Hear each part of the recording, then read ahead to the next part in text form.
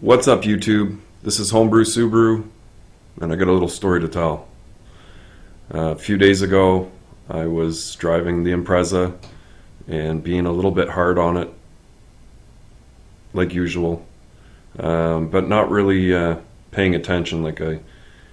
I was in the moment of very spirited driving, and because the car is not working 100%, and the wideband hasn't been showing me what's been going on, and I was heavy into it in third gear. Started hearing a little bit of spark knock. Probably shifted to fourth to get rid of the knock, and I came up on a really hard left turn, which I've taken the turn many times before, and down into second, pinned it, and had the car sliding through the turn on gravel, just having the snap red line like crazy.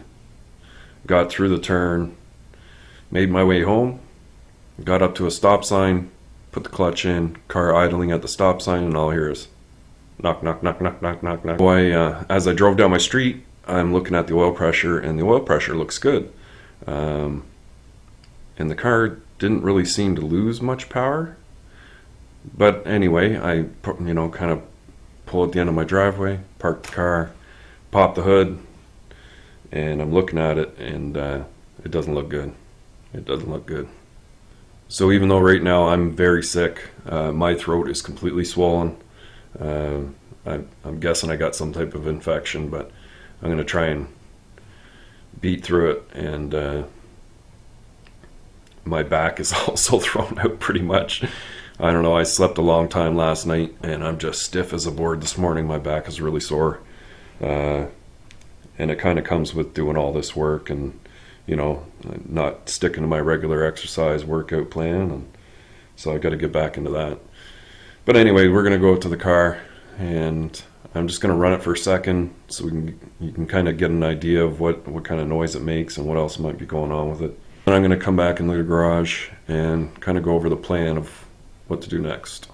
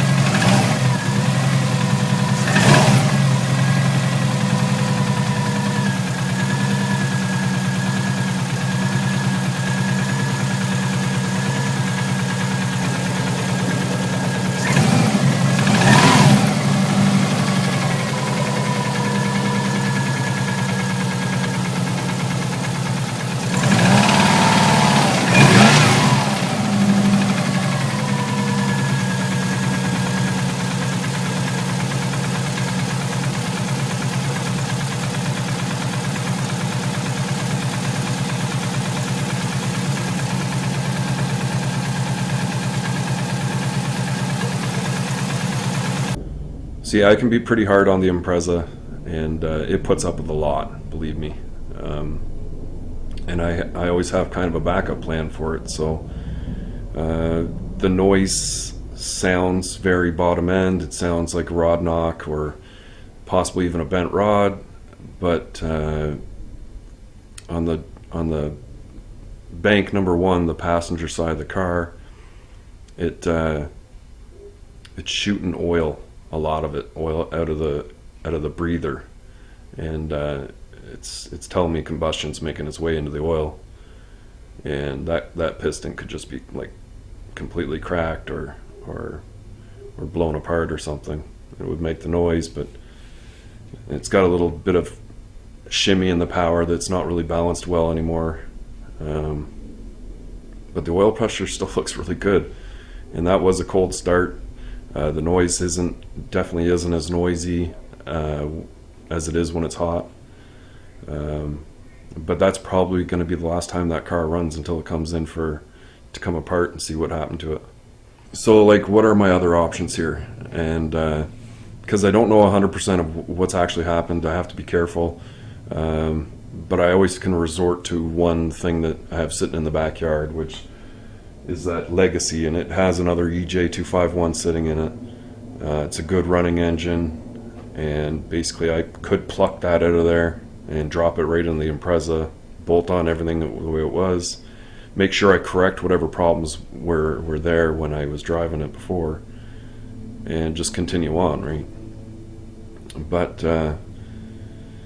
you know, that's a lot of work trying to get that engine out of there and then bring it into the back of the garage and pull the other engine and swap it in. And another option is actually build the 2.2 that was in the car, which I'm pretty sure has a bottom end bearing bad in it. So I kind of priced out that, and actually thinking about putting the EJ22 that I had originally in the car back into it, because those pistons are renowned for putting up with a lot of boost, and I'm sure even though it's got a problem, I would just put new bearings and rings into that block, clean up the heads, slap them on, and away we go again. Still a lot of work to do, and not something I'm, eager to jump on. The cost of the parts isn't a whole lot, but so I've got a third option, and it's the last option, I guess, at this point, is to reuse this thing. And so this is Tyler's old EJ257, and I've gone ahead. I went ahead last night, and I yanked number 4 piston. I wanted to see exactly what I was dealing with here and have a really good look at the cylinder wall before I decided that I was going to jump right into reusing this thing, because we've already made a deal on it. This is my block now. Just basically credited them labor time for doing everything else. I'm not going to discuss the price, and I mean, there's going to be other parts we're probably going to cut a deal on, and I'll get some of his old parts to reuse and try and do something with. But number 4 piston, you can see it there. I'll try and get the ring to pop out the ringland.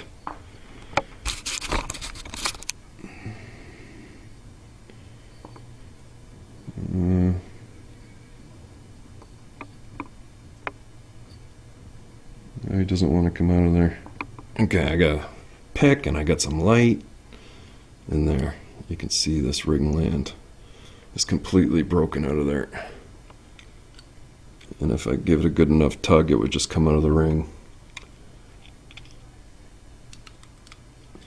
And the one below it is also broken.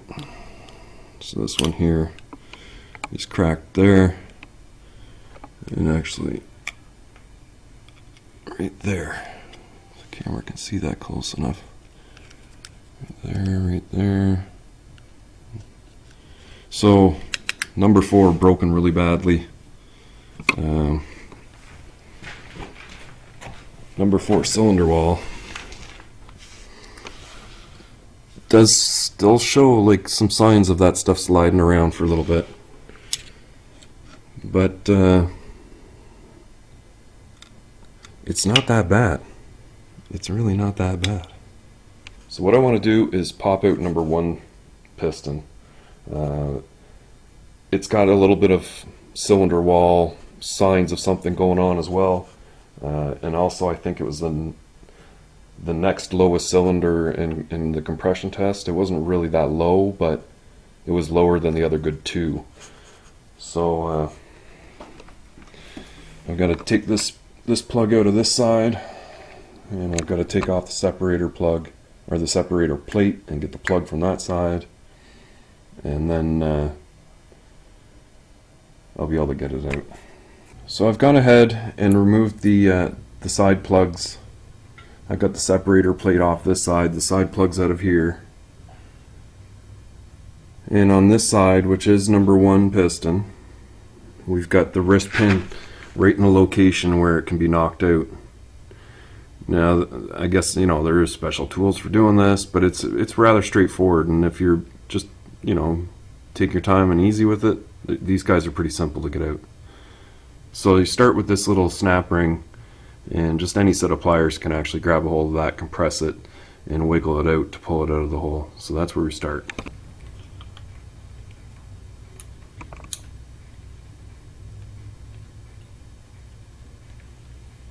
And yes, they come out just that easy. So the next step is to get the pin to come out of this hole. And the easiest way to do this is to spin this guy around so you have access to the other side of it. And I don't know how well the camera can look down in there, but way down inside you can see the pin with the clip on the other side. Now what I have here is just a 1/4 inch extension that's quite long. It's as long as the block, and I use the kind of, it's got a kind of a dull end, so it's not too sharp. And I'll run it all the way over the top of the number 3's connecting rod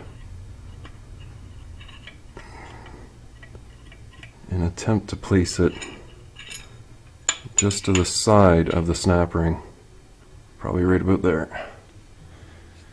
And then just some light hitting, and this will actually tap on that wrist pin and knock it out of the piston and the connecting rod on the other side.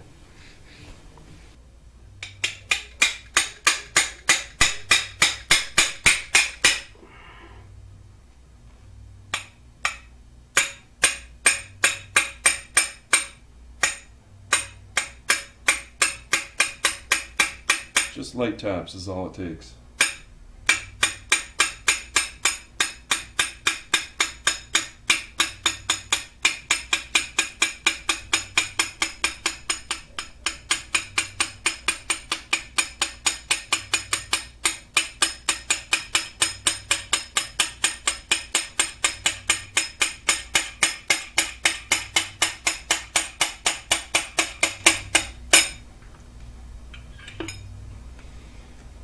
And that's the wrist pin out of number 1. And this piston's ready to pop out of there.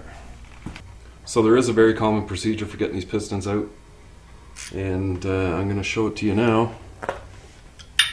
So the wrist pin's out of the piston. So you slowly turn the crank, and the piston will come to top dead center.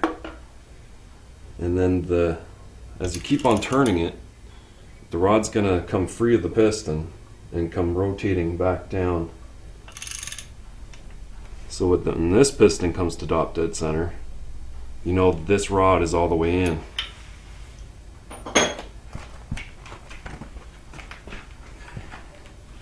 And then all you have to do from here is try and turn the piston down into the cylinder.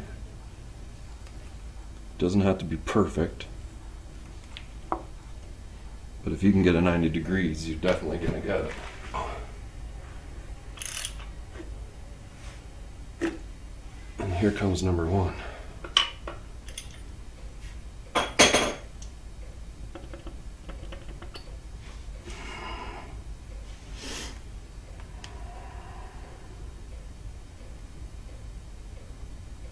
So number 1 piston isn't cracked.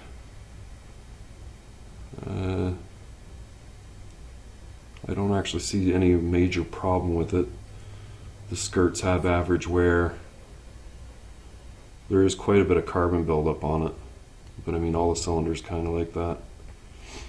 So ultimately, really what this means is I've already gone ahead and ordered pistons for this engine. I'm going to slap it back together without splitting the case. And I'm going to make a homebrew hybrid. I'm going to take the single overhead cam heads off of the 251 engine that's in the Impreza now, slap them onto this block with some STI head gaskets, and see what happens.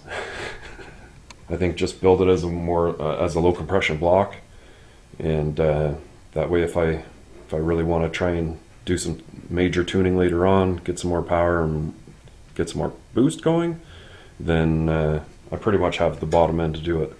Now you might be wondering, like, shouldn't you machine that and go 10 over? Well, probably should, but I'm not going to spend that kind of money. I got these pistons very cheap. They're brand new, and I think a new set of rings. I think the problem was caught early enough that it didn't really cause enough cylinder wall damage to have a major failure. Is a block going to last as long as another? No, I mean, probably not. There's definitely some variations in that cylinder wall, but I think the oil and the new set of rings can compensate for it. So yeah, it could be another financial mistake, but it's all for fun. Of course, like I said, I have other options. I just decided to go this way. I ordered the parts last night. I was ready to actually order the engine for the 240SX, but I'm just thinking I don't have enough space at the moment, and to get it delivered, they kind of want to ship it to the billing address, and that'll be my house. So even having a car in the driveway that's immobilized, I can't have the delivery truck back into the driveway to drop the drivetrain off. So I got a feeling I'm gonna have to wait another week or two, and then I'll probably end up ordering it.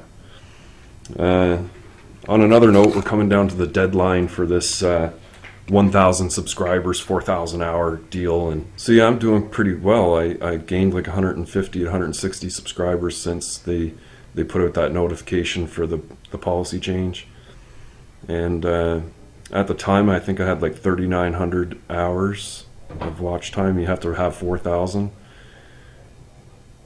So in this past, whatever it is, 30 days, I've accumulated 1,100 watch time hours, so I'm over 5,000 as it is. So watch time's not even an issue, it's just getting the subscribers. And so thanks to all the new people that are finding the channel and actually hitting the subscribe button. It's awesome. There's going to be a lot more stuff going on, because I'm pretty sure the Impreza is going to be coming in after this build, so I'm going to have to do my own block swap, and because I'm gonna want to play with that car this summer, even though I probably have the 240 to play with as well. But if you like this video, definitely give it a thumbs up, and if you haven't already, please consider hitting that subscribe button. Leave your questions and comments further down below, and I'll see you in the next one.